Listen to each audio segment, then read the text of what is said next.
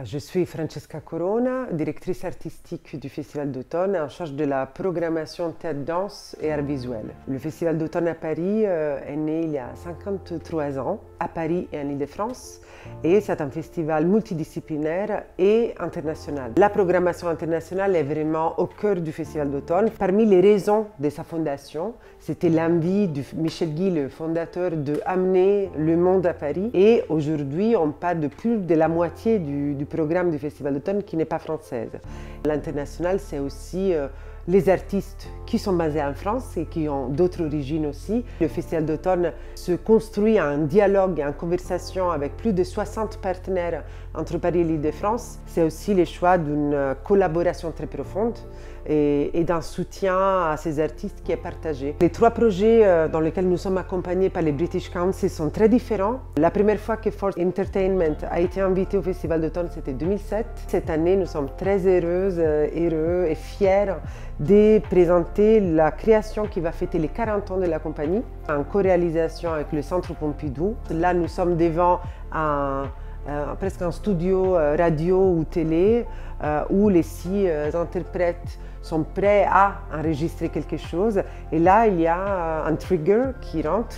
Il y a vraiment un abîme dans la représentation qui se met en place. Les deux autres projets, pour les deux, c'est des premières fois au Festival d'automne. Rosanna Kay et Ivor McCaskill, c'est un couple artistique et dans la vie qui raconte la transition des genres et utilise pour le faire Pinocchio, qui rêve d'être un garçon, pour le comparer avec la biographie d'un des deux interprètes qui rêvait ça, donc qui a fait une transition F2M, dans ce sorte de set de cinéma où on peut tout construire. Ça donne vraiment très concrètement cette idée de fluidité perpétuelle et de jamais abouti, de jamais fini. Ce sera une très belle série à l'AMC 93, un autre partenaire crucial du Festival d'automne. Et le troisième projet, on bouge dans l'art visuel, donc c'est dans ça qu'on voit vraiment comment le festival peut naviguer entre les disciplines différentes et les formats différents. Nous invitons des artistes-chercheurs